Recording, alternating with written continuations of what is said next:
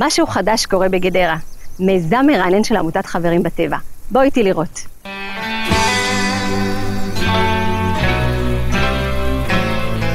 אז אנחנו נמצאים בגינה הקהילתית חקלאית שלנו בגדרה. עובדות פה 46 משפחות. מדובר ביוצאי אתיופיה מבוגרים, בני 50, המבוגר שביניהם בן 87, תושבי גדרה, גרים 5 דקות הליכה מהגינה, ותכלס את זה אנחנו רוצים להגדיל.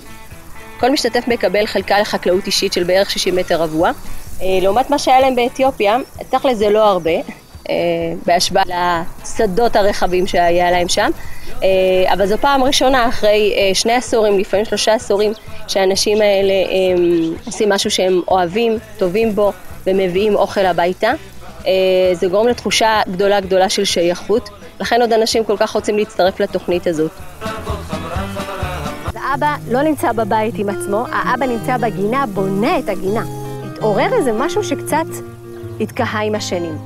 המסוגלות הזאת, על להוציא לחם מן הארץ, על להוציא עגבנייה מן הארץ. הם באים לפה בזוגות, ובמקום הטיפול הזוגי הרגיל, הם עוברים את זה פה, הם מגדלים דברים ביחד. כבר מלא זמן הם לא עשו דברים ביחד. ביחד יותר טוב להם. ביחד יותר טוב. הוא תפתם, אני אומרת שם. זה ביחד, זה כיף. אני מרגיש שאני וההורים שלי התחברנו הרבה יותר ממה שהיה לפני. וכיף לי לראות שהם שמחים.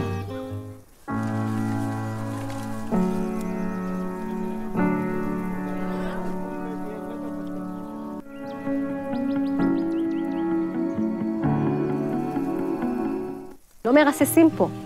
הם יודעים בדיוק אבל מה לעשות כדי שלא יצטרכו לרסס. אוקיי? איזה צמח הולך עם איזה צמח. זה מידע שהוא נחוץ. אז בחלום שלי, אנשים יבואו לפה כדי ללמוד וישלמו על זה. ובזה הם יחיו. 46 משפחות עובדות פה. 150 משפחות ברשימת ההמתנה שלנו. אנחנו רוצים להכניס לפרויקט עוד 30 משפחות. בשביל זה אנחנו צריכים עוד 50,000 שקלים. בשביל זה אנחנו צריכים את עזרתכם. מגרש כאן בשורות ובלחש, ההאחזות 5-5